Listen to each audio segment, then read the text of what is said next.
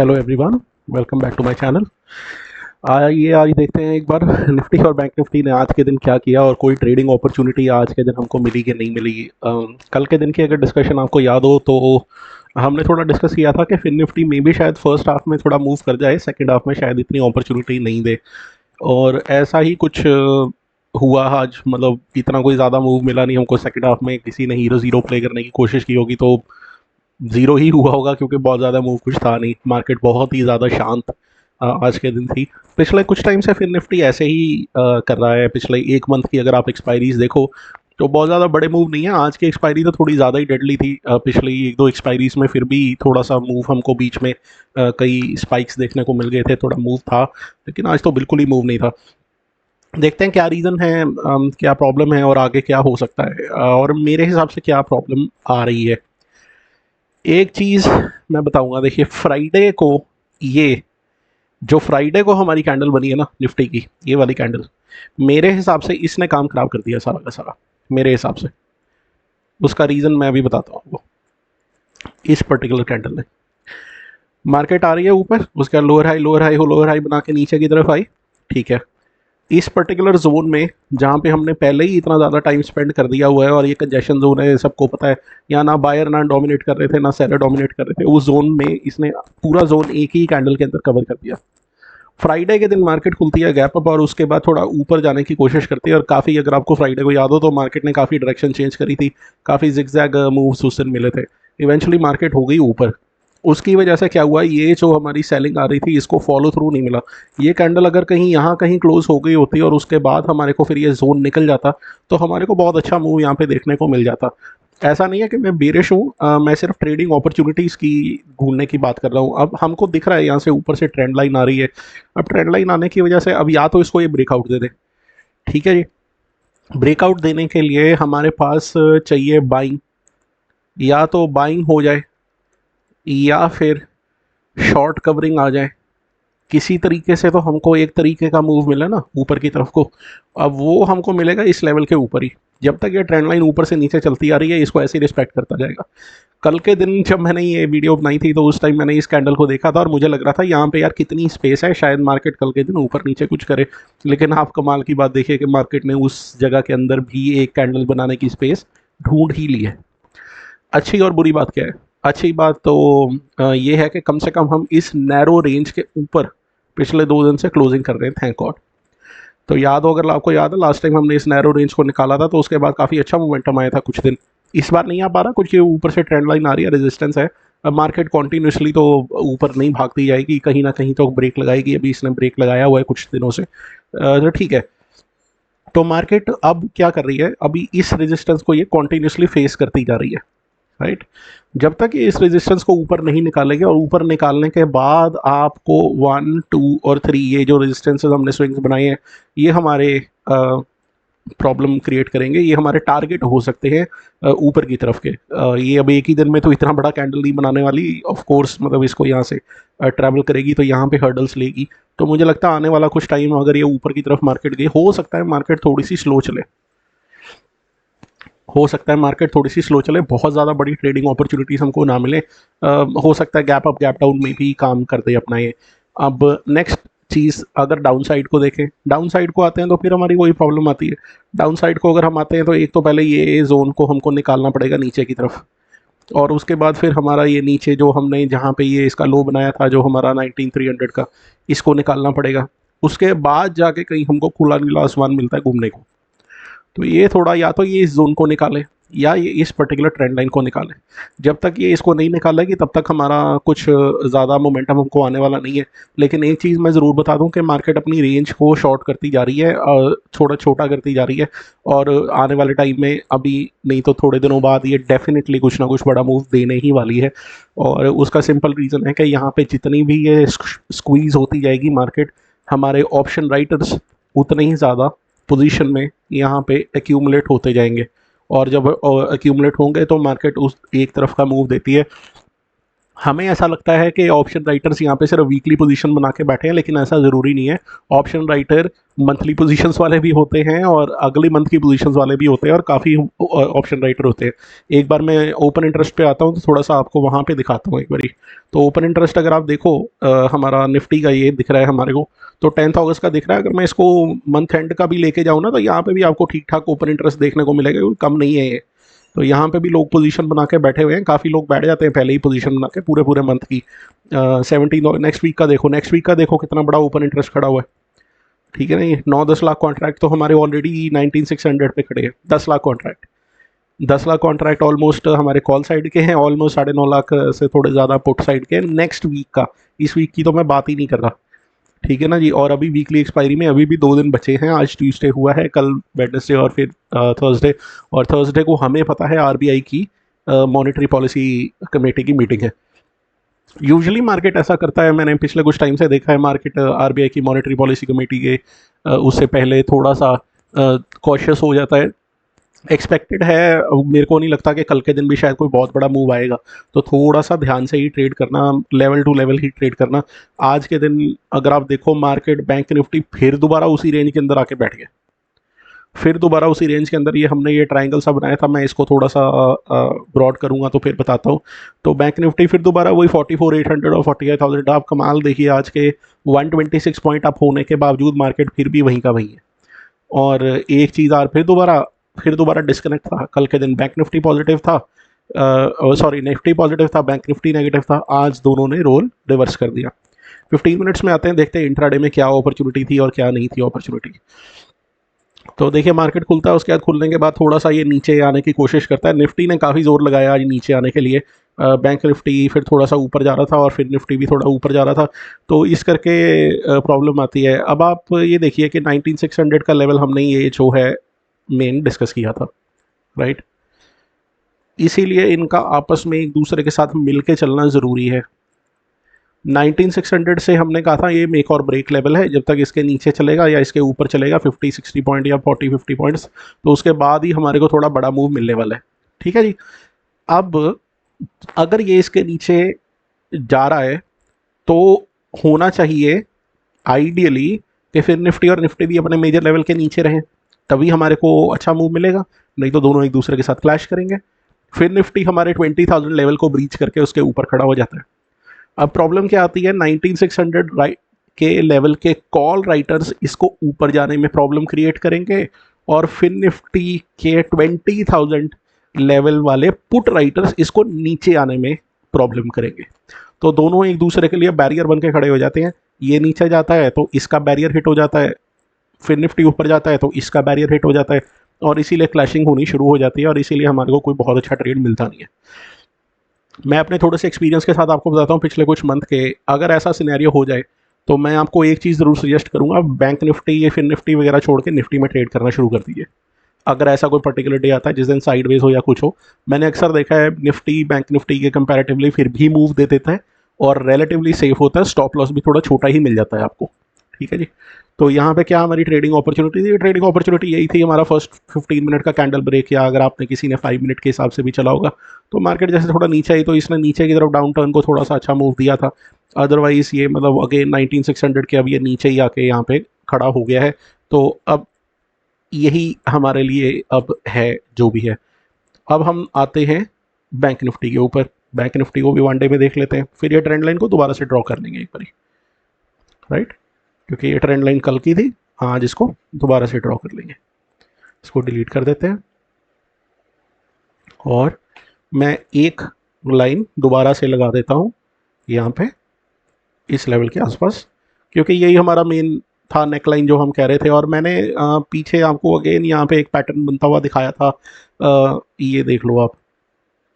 और मैंने वही कहा था कि हो सकता है ये थोड़ा सा ऊपर की तरफ जाए और यहाँ से फिर दोबारा एक हेड एंड शोल्डर बनाए और फिर नीचे की तरफ आए, तो ये डाउनफॉल एक ये हमारा पैटर्न बन सकता है। चल तो उसी डायरेक्शन में रहा है, बाकी देखो अगर ये ऊपर की तरफ निकल जाए तो निकल जाए। अगर आप 15 मिनट्स में निफ्टी में देखोगे ना, 15 मिनट्स के निफ्टी में आपको इन्वर्टेड हेड एंड शोल्डर दिखेगा। मैं एक बार आपको दिखाता भी हूँ, निफ्टी के 15 मिनट में अगर आप आओ तो यहाँ पे आपको इन्वर्टेड हेड एंड शोल्डर दिखेगा। यहाँ ये कुछ पैटर्न बनता दिख रहा होगा आपको, और इसका ब्रेकआउट काइंड ऑफ देखे इसके नेकलाइन के आसपास ही ये टिका हुआ। अब आप ही खुद ही जज करिए कि हम किसके ऊपर बिलीव करें, निफ्टी के इन्वर्टेड हेड एंड शोल्डर के ऊपर या बैंक निफ्टी का जो हेड एंड शोल्डर हमारा बन रहा है। वैसे तो बैंक निफ्टी में भी अगर आप देखो 15 मिनट में हमारा इन्वर्टेड हेड एंड शोल्डर बन रहा है, तो 15 मिनट में ही हमारा इन्वर्टेड हेड एंड शोल्डर बन रहा है। डेली टाइम फ्रेम पे ये हेड एंड शोल्डर बनाने की पूरी पूरी तैयारी करी हुई है इसने। तो अब ये किस तरफ को निकलेगा ये तो मार्केट ही जानता है। हमको अब इन दोनों ही चीज़ों के ऊपर ध्यान रखना है। मे भी शायद इसी वजह से मार्केट कुछ दिन थोड़ा सा परेशान करे। पहले वन डे के ऊपर आते हैं और फिर मैं इसको आपको 15 मिनट में भी दिखाऊंगा कि मार्केट क्या किया। मार्केट ने कुछ नहीं, वही अगेन ये हमारी जो मेन कैंडल थी उसके अंदर ही चल रहा है। तो एक काम करते हैं, ये जो हमारी मेन जो कैंडल है जिसको ये बार बार रिस्पेक्ट कर रही है, हम इसके हाई को मार्क कर लेते हैं। और लो तो हमारा ये एक नेकलाइन है ही, और ये इसके बाद इसका भी लो को मैं मार्क करूंगा जब हम इस लेवल के आसपास पहुंचेंगे। अभी एक थोड़ा सा दूर है हमारे लिए। तो हाई में अगर ये इस एरिया को निकालता है तो ही उसके बाद ही हमारा कुछ लेवल निकल के आता है 45,100। वैसे तो मैंने 45,000 का लेवल आपको बोला हुआ है, लेकिन 45,100 एक तरीके से इस जोन से हमको बाहर निकाल देगा। अभी एक तरीके से ये एक नैरो रेंज हमारी बन गई है। ये एरिया को अब हमारे को ध्यान रखना है, ठीक है। तो 45,100 के ऊपर ही निकलेगा तो ही जाके हमारे को ये कुछ मूव देने वाला है। अगर कोई अग्रेसिव ट्रेडर हैं तो वो 45,000 के ऊपर ही अपनी पोजीशन बनानी शुरू कर सकते हैं। लेकिन आप देख रहे हैं मार्केट बार बार कोशिश तो कर रहा है 45,000 के ऊपर टिकने की, टिक नहीं पा रहा। 15 मिनट्स में भी देखेंगे एक बारी क्या है।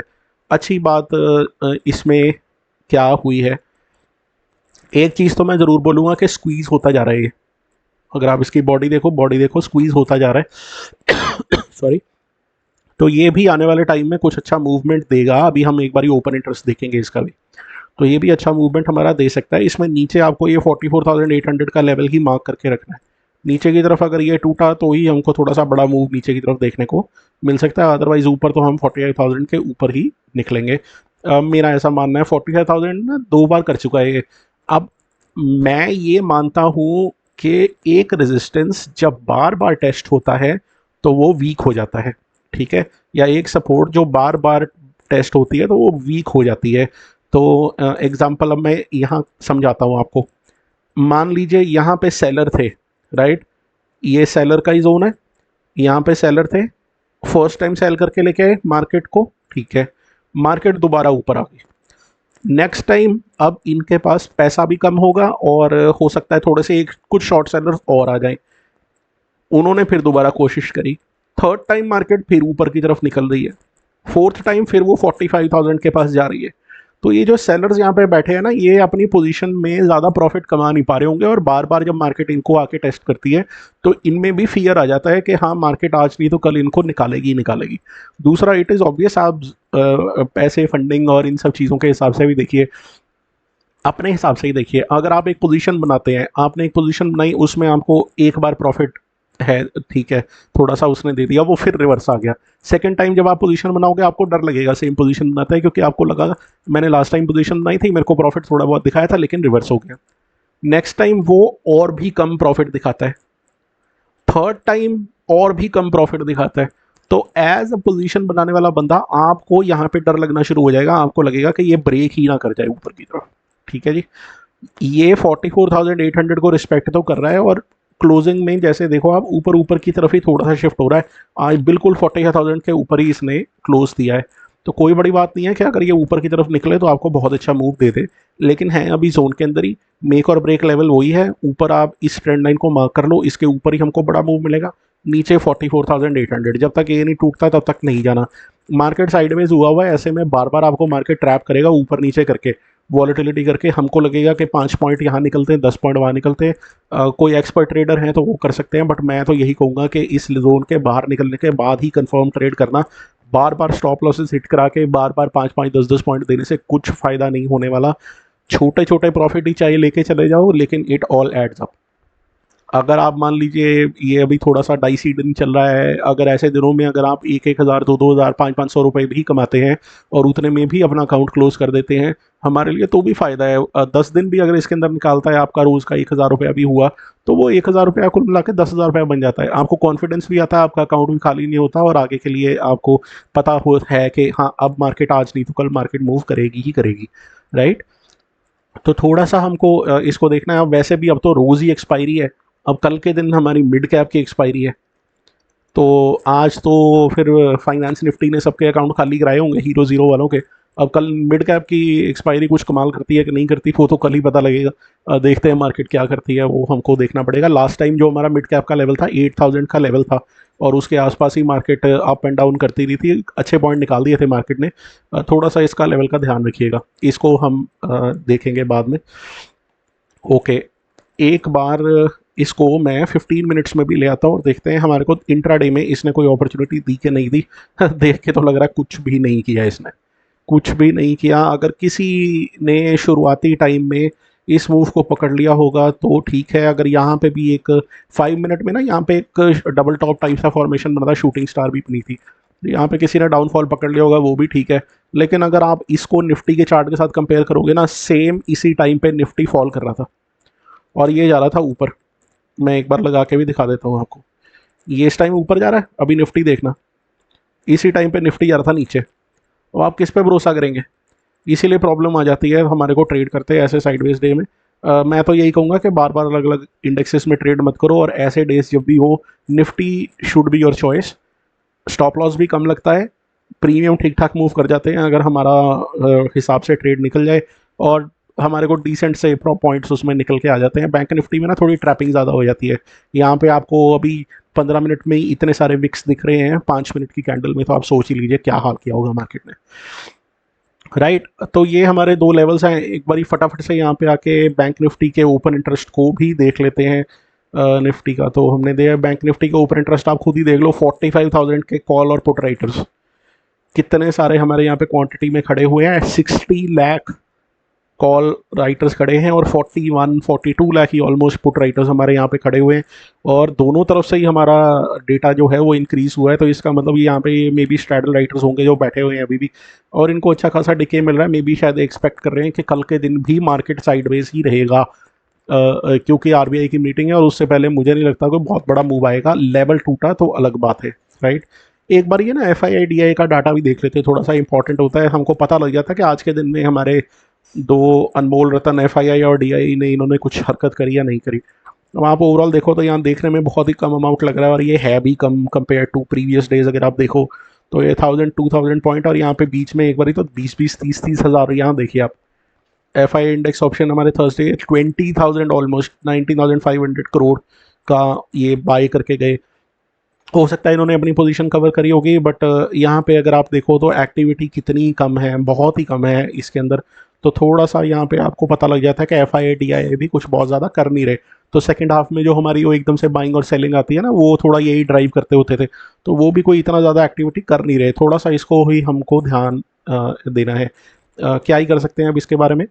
ओपन इंटरेस्ट हमने बैंक निफ्टी और निफ्टी का देख लिया, लेवल्स हमने देख लिए। बैंक निफ्टी के अंदर हमारा क्लियर है, नीचे 44,800, ऊपर इस लेवल को निकाले तो उसके बाद ही आप करना। ये एक बार नहीं, 1 2 3 4 5 बार टेस्ट हो चुका है, 3-4 बार। थोड़ा सा इसको लेवल को निकलने दीजिए, उसके बाद ही आपको कुछ बनेगा। और निफ्टी के अंदर हमारा क्लियर है, जब तक ऊपर की ट्रेंड लाइन नहीं जाती, मैं तो यहाँ पे लॉन्ग साइड को करने में मेरे को तो लग रहा है डर। तो इसको थोड़ा सा आप ध्यान से करना। थैंकफुली रेंज छोटी होती जा रही है, तो आज नहीं तो कल इसने कुछ ना कुछ कमाल करना ही करना है। नीचे की तरफ हमारे अगेन ये नैरो रेंज का फर्स्ट लेवल है और सेकंड लेवल है, इसको मार्क कर लीजिए। इसके अंदर ही आपको अच्छा ट्रेड मिलेगा। एक बार फटाफट से ट्रेडिंग व्यू में या gift Nifty, sorry trading view में ही देख लेते हैं कि हमारा निफ्टी का फ्यूचर कहाँ चल रहा है और गिफ्ट निफ्टी कहाँ पे हमारा कमाल कर रहा है। तो देखते हैं एक बार फटाफट से, खुल जा सिम सिम। तो हमारा निफ्टी का फ्यूचर अगर आप देखो तो ये हमारा 19,607 या 11 के करीब हमारा क्लोज हुआ। अब फटाफट से आते हैं एक बार गिफ्ट निफ्टी के ऊपर। तो गिफ्ट निफ्टी हमारा 64 पे चल रहा है, राइट। 64 पे चल रहा है, तो ये हमारा थोड़ा 20-30 पॉइंट्स डाउन ही चल रहा है। तो कल के दिन हो सकता है 30 पॉइंट्स भी क्यों, 40+ पॉइंट्स हमारा डाउन चल रहा है, 40-50 पॉइंट्स। तो हो सकता है कल के दिन सुबह हमारा गैप डाउन खुल जाए। मार्केट देखते हैं आज रात को क्या कमाल करती है, तो उसके हिसाब से ही कल के दिन हमारे को कुछ मूव मिलेगा, अगर मिलेगा तो। कल के दिन अगर मार्केट गैप डाउन कर जाती है बहुत ज़्यादा, हो सकता है इस सपोर्ट से सपोर्ट लेके फिर मार्केट ऊपर चला जाने की कोशिश करे और फिर इसी जोन के अंदर हमारी मार्केट ठहर जाए। बैंक निफ्टी का वही है, लेवल्स आपको बता दिए, इसके अंदर ही ट्रेड करने की कोशिश करिएगा, ठीक है। प्ले सेफ, थोड़े दिन की बात है, 1 या 2 दिन में आपको अच्छा मूव मिलने ही वाला है। अभी नहीं मिलेगा तो 1 दिन, 2 दिन, 3 दिन, कब तक रुकेगा? बकरे की माँ कब तक खैर मनाएगी? आज नहीं तो कल इसने मूव देना ही देना है, ठीक है। थोड़ा सेफ प्ले करिए तब तक। बाकी मिलते हैं कल के दिन मार्केट में। Thank you very much. I hope आपको वीडियो पसंद आया होगा। पसंद आया होगा तो एक बार फिर दोबारा रिक्वेस्ट है, लाइक और सब्सक्राइब जरूर कर दीजिएगा। Thank you very much.